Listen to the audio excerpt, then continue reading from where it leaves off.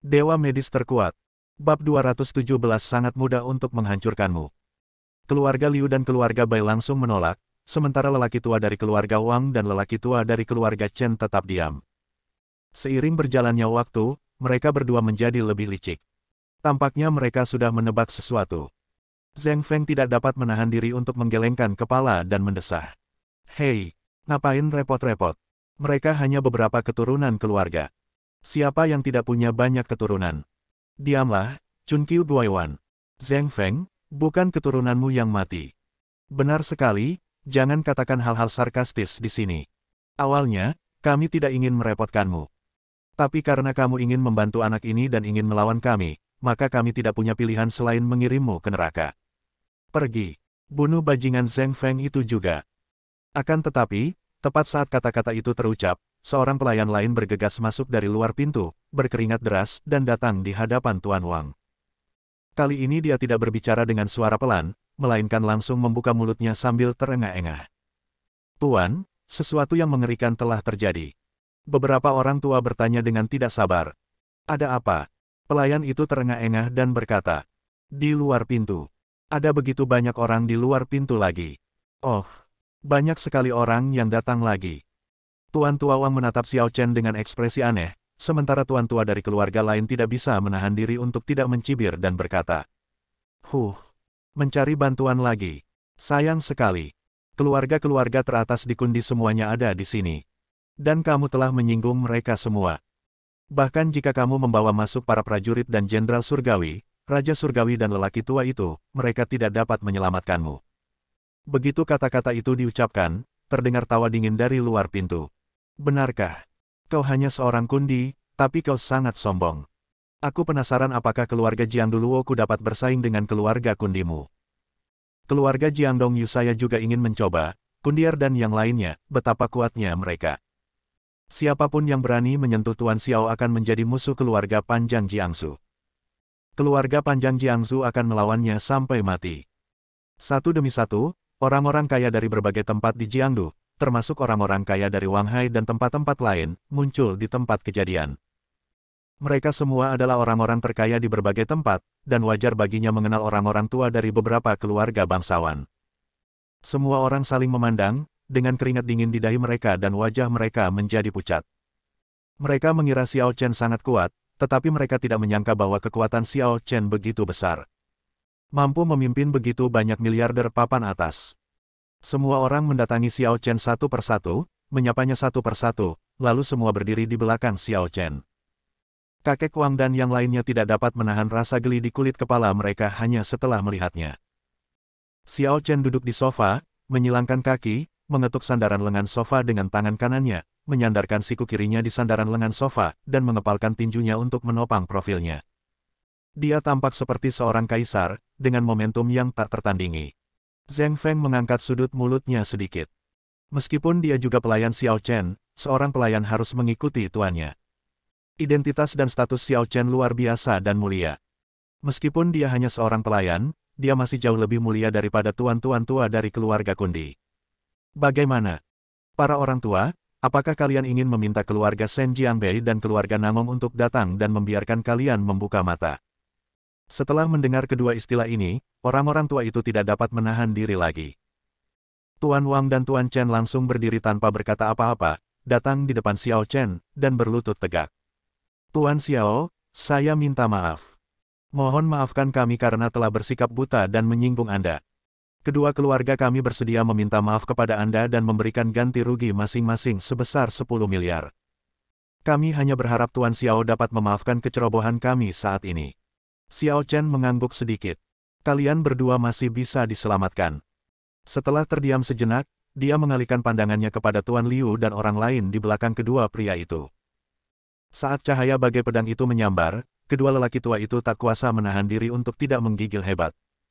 Mereka gemetar seluruh tubuh, dan lebih parahnya lagi, beberapa bahkan mengompol di celana. Tadi kalian terlihat sangat tangguh. Wajah beberapa orang memerah. Tanpa berkata apa-apa, mereka berlari maju dan bersujud kepada Xiao Chen. Tuan Xiao, mohon maafkan saya. Tuan Xiao, mohon maafkan saya. Kami tidak akan berani melakukannya lagi. Kami tidak akan berani melakukannya lagi. Tuan Xiao, kami tidak bermaksud begitu. Kami bersedia membayar 10 miliar sebagai kompensasi, jadi tolong jangan ganggu kami. Tuan Xiao, tolong. Xiao Chen perlahan berdiri dan mengabaikan mereka. Keluarga-keluarga ini bisa menghilang dari Kundi. Aku tidak ingin melihat mereka di Kundi lagi. Begitu kata-kata itu diucapkan, mata lelaki tua itu terbelalak, mereka meratap, dan pingsan. Ketika Tuan Wang dan Tuan Chen saling memandang, mereka tidak dapat tidak melihat keberuntungan di mata masing-masing. Untungnya, mereka berdua bersikap bijaksana dan tidak menimbulkan masalah bagi Xiao Chen. Dan dia meminta maaf kepada Xiao Chen sesegera mungkin, jika tidak, kedua keluarga mereka akan hancur saat ini juga. Meski begitu, kekuatan Xiao Chen benar-benar mengerikan. Hanya dalam beberapa menit, beberapa keluarga miliarder di Kundi dapat dimusnahkan. Bahkan keluarga teratas di Magic City tidak dapat memiliki kekuatan sebesar itu. Orang ini jangan pernah diprovokasi sembarangan di masa mendatang. Di hadapannya, kamu hanya bisa tunduk. Di tengah malam yang gelap, Xiao Chen melaju pergi, dan deru Porsche bergema menembus awan. Pada saat ini, di sisi lain, Qin Yui yang sedang menonton Peppa Pig bersama Xiao Zi tiba-tiba menerima telepon. Halo. Hei, Qin Yui, kamu baik-baik saja. Ye Xuan. Kenapa kamu lagi? Wajah Qin Yui sedingin es. Dia sangat kesal terhadap Ye Xuan. Orang ini bagaikan lalat, menghantuiku sepanjang hari. Ye Xuan terkekeh. Bahkan melalui telepon, Qin Yui bisa merasakan kekasaran di wajahnya. Jika ada yang ingin kau katakan, katakan saja sekarang, atau aku akan menutup teleponnya sekarang. Sebaiknya kau tidak menutup telepon. Kalau tidak, aku jamin kau akan menyesalinya seumur hidupmu. Jika kau ingin mengatakan sesuatu, katakan sekarang. Jika kau ingin mengatakan sesuatu, kentut saja sekarang. Aku tidak punya banyak waktu untuk bicara omong kosong denganmu. Baiklah. Kalau begitu aku akan menceritakannya padamu. Aku baru saja memeriksa. Teman sekelasmu, Xiao Chen, menikahi Liu Yunxuan, putri tertua keluarga Liu di kota sihir, 5 tahun lalu. Akibatnya, dia menyinggung Lu Qiran, putra tertua keluarga Lu di Kyoto. Pada saat yang sama, dia juga menyinggung keluarga Liu di kota sihir. Dulu, seluruh keluarganya dihabisi oleh Lu Qiran. Bahkan dia dipatahkan di bagian lengan dan kaki oleh Lu Qiran dan dibuang ke sungai. Meskipun aku tidak tahu mengapa, 5 tahun kemudian, dia kembali, dan kekuatannya telah meningkat pesat. Namun, aku dapat memberitahu kalian dengan jelas bahwa dia tidak memiliki pendukung. Bab 218, Anjing Mengandalkan Kekuatan Orang Lain. Hati Qin Yui bergetar saat mendengar kata-kata Ye Xuan. Tidak heran Xiao Chen tidak mau menceritakan masa lalunya kepadaku sebelumnya. Ternyata dia telah mengalami hal yang tragis.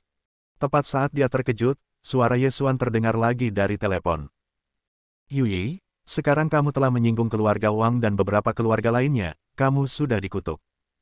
Kurasa perusahaanmu seharusnya memecatmu sekarang, kan? Wajah Qin Yui berubah dingin. Ye Xuan, apakah kamu yang melakukan ini secara diam-diam? Hehehe, jangan katakan itu. Aku baru saja memberitahu orang lain berita bahwa kalian berdua telah membunuh Wang Zheyu dan yang lainnya.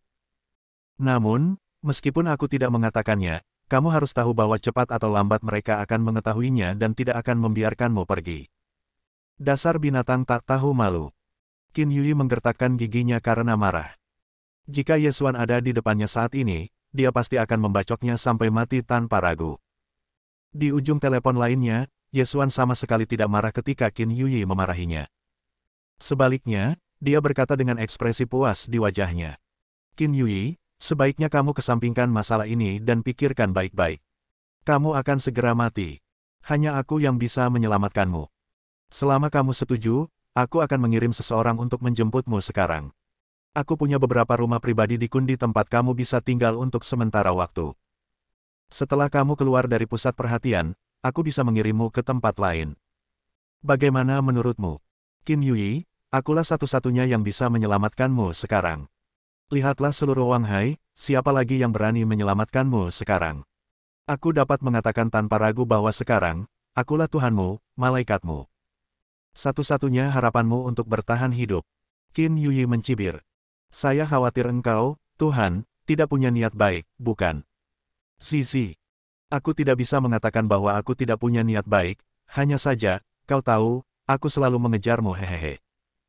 Selama kau bersedia menjadi wanitaku, aku berjanji bahwa kau tidak hanya akan mampu bertahan hidup, tetapi juga hidup dengan sangat nyaman. Qin Yui mencibir lagi. Dia adalah wanita cerdas, bagaimana mungkin dia tidak tahu apa maksud Ye Xuan? Jelas sekali dia ingin aku menjadi simpanannya. Kalau dipikir-pikir lagi, kalau saja Ye Xuan tidak memukul seseorang, dia tidak akan berakhir dalam situasi seperti ini, dan Xiao Chen tidak akan terlibat. Wanita jalang ini ingin aku menjadi simpanannya. Itu hanyalah mimpi orang bodoh. Memikirkan hal ini, dia berkata dengan suara dingin. Ye Xuan, dengarkan aku dengan jelas. Kamu tidak akan pernah memenuhi syarat untuk menyentuhku dalam hidup ini. Aku mengatakan yang sebenarnya. Aku lebih suka memberi pengemis di jalan kesempatan daripada memberimu kesempatan. Setelah mengatakan itu, Qin Yui menutup telepon dengan marah. Ye Xuan yang saat itu berada di rumah keluarga Ye, tiba-tiba menatap tajam ke arah ponsel di tangannya dan menghancurkannya hingga berkeping-keping. Sialan. Qin Yui, dasar jalang bau. Kalau kamu tidak tahu cara menghargai kebaikan, mendingan kamu pergi aja ke neraka. Aku mau lihat berapa lama Xiao Chen bisa melindungimu. Qin Yui baru saja menutup telepon ketika terdengar ketukan keras di pintu. Qin Yui, buka pintunya untukku. Suara dentuman pintu membuat hati Qin Yui bergetar. Itu Suster Huang. Oh tidak. Setelah berkata demikian, dia segera menggendong Xiao Ziyi dan menyembunyikannya di kamarnya. Ziyi, dengarkan Bibi. Ada orang jahat datang. Kamu tidak boleh keluar, dan kamu tidak boleh membuat suara apapun.